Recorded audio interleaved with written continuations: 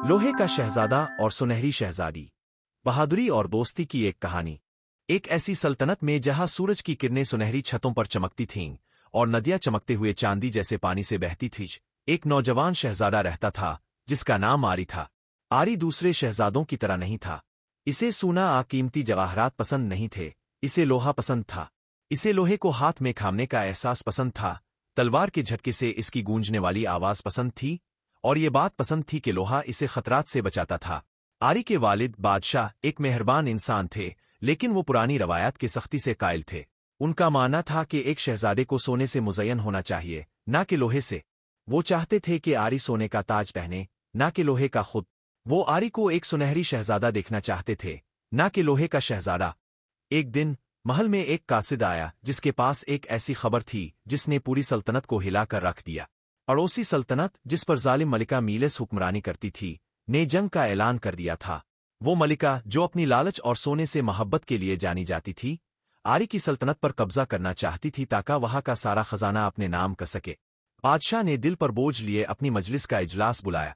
वो जानता था कि अब जंग की तैयारी करनी होगी, लेकिन वो ये भी जानता था कि इसका बेटा आरी अभी तैयार नहीं था। आरी अभी जवान था और इसने कभी जंग का सामना नहीं किया था, मगर बादशाह के पास कोई चारा नहीं था। इसे अपने बेटे को मैदान जंग में भेजना ही था। बादशाह ने आरी को एक सुनहरी तलवार पेश की जिसका दस्ता चमकते हुए जवाहरात से मुज़य्यन था। ये एक हकीकी शहजादे का हथियार है, बादशाह ने कहा।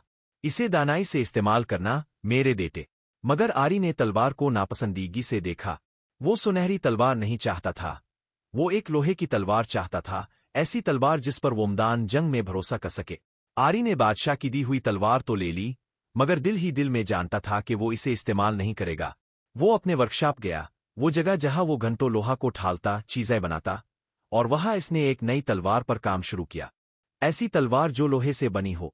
इन हफ्तों में बदल गए और जंग की तैयारियां जोर और शोर से जारी हुई। बादशाह की फौज सख्त तरबियत ले रही थी और सल्तनत मसरूफियों से गूंज रही थी। लेकिन आरी अब भी अपने वर्कशॉप में था, अपनी लोहे की तलवार पर काम करते हुए।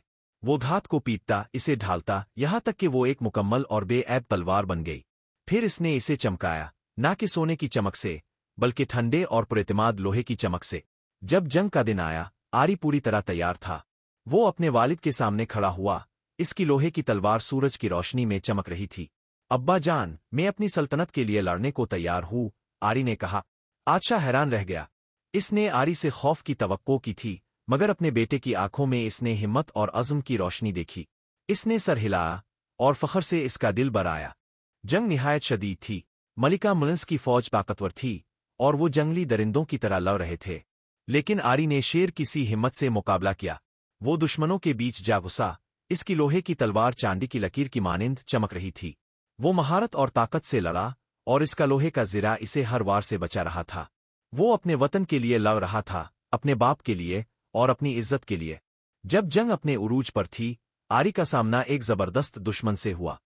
एक देव हैकल सिपाही जो चमकती हुई सुनहरी ज़िरा पहने था।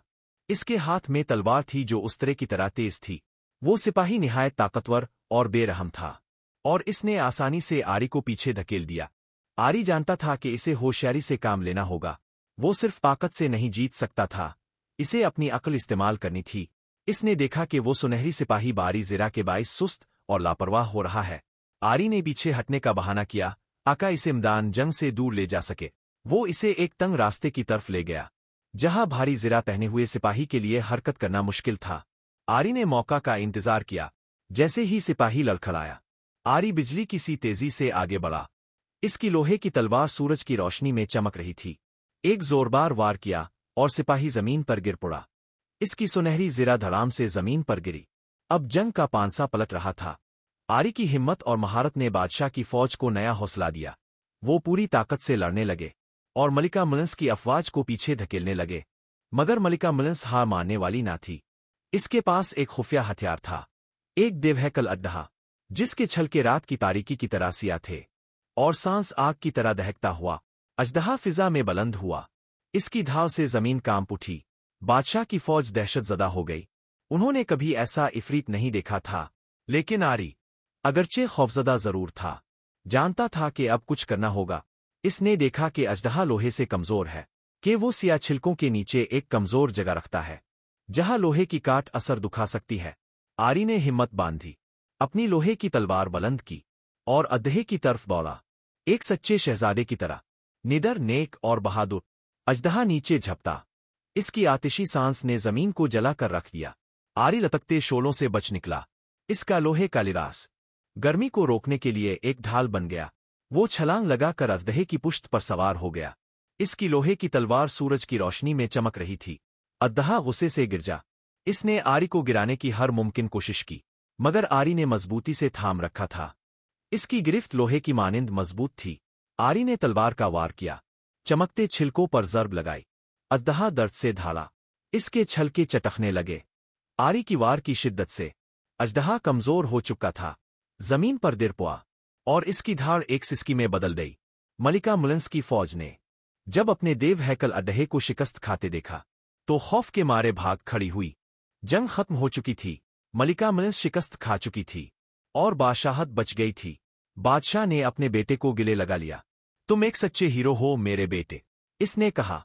तुमने हमारी सल्तनत को बचा लिया। मगर आरी को तारीफ की परवाह ना थी। इसका दिल खुश था कि वो अपने लोगों, अपने वालिद और अपनी इज्जत की हिफाजत कर सका। बादशाह ने तब समझा कि आरी की लोहे से मोहब्बत कमजोरी नहीं, बल्कि इसकी असल ताकत थी। इसने आरी को अपनी लोहे की तलवार रखने की इजाजत दी और अपना वर्कशॉप चलाने की भी।